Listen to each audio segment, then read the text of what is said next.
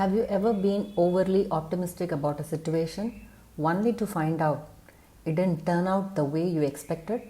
Maybe you thought this exam will be a breeze or this project will be done in no time. That feeling, it's something called optimism bias, and it's more common than you might think. What is optimism bias? In simple terms, it's a tendency to overestimate the likelihood of possible outcomes and underestimate the likelihood of negative ones. It's why we often think we'll be the exception when it comes to success, health, or even avoiding risks.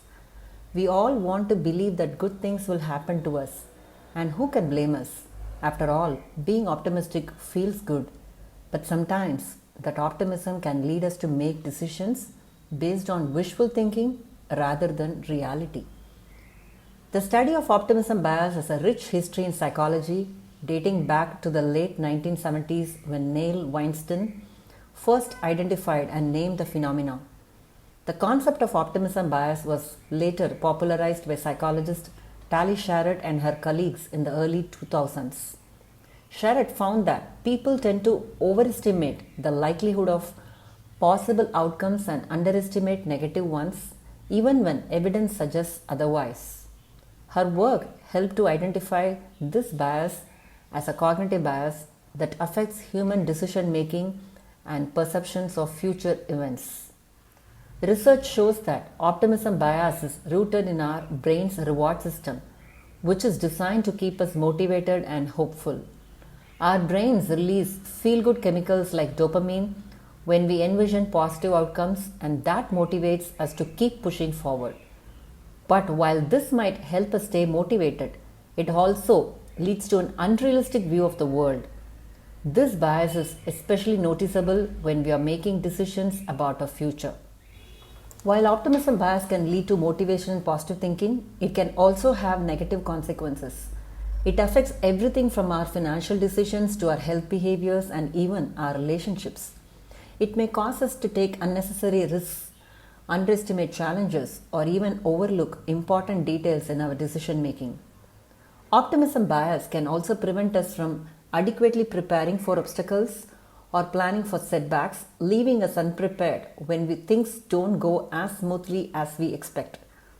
By recognizing this bias, we can make more informed choices and potentially avoid pitfalls that come with overly optimistic thinking. Let's look at a few examples of optimism bias in our everyday lives. Personal life. David decides to renovate his kitchen, thinking it will be a simple weekend project. He plans to do the work himself, believing that with a few online tutorials, he'll be able to complete everything quickly and for a low cost. 6 weeks later, his kitchen is still in chaos, and he's spent much more money than expected on tools and materials. David's optimism bias caused him to underestimate the time, effort, and expertise required for the renovation. He assumed the project would be easy, but home improvements often involve hidden challenges, delays, additional costs, and the need for professional help. His overconfidence led to frustration and an extended timeline. Health and fitness goals. Sarah sets a New Year's resolution to get fit. She believes that by joining a gym and working out 5 times a week, she'll be in perfect shape by summer. She starts out strong, but soon misses a few days, and by March, she's hardly going at all. Sarah's optimism bias led her to overestimate her motivation and the ease of sticking to a fitness routine. While she thought she would enjoy working out regularly, she underestimated how difficult it would be to keep up with the commitment. She did not plan for the days when she would be tired or too busy, leading to disappointment when things did not go as smoothly as expected. So, we often believe that we are less likely than others to experience health problems or engage in risky behaviors. For instance, smokers often underestimate their personal risk of developing lung cancer. This health-related optimism bias can lead to neglect of preventative measures and potentially dangerous behaviors. Relationships. Anna and Tom started dating and both believe their relationship will be perfect. They think, we have so much in common, we won't ever fight. A few months later, they find themselves arguing frequently over small issues like time management and differences in expectations. In this case, optimism bias made the couple overestimate the ease of maintaining a relationship. While they may have had strong chemistry initially, they overlooked the reality that relationships require communication, compromise, and navigating conflicts. Optimism bias caused them to believe the relationship would remain conflict free without acknowledging that challenges are normal. College and academic performance. Jack is a college student who often procrastinates on his assignments.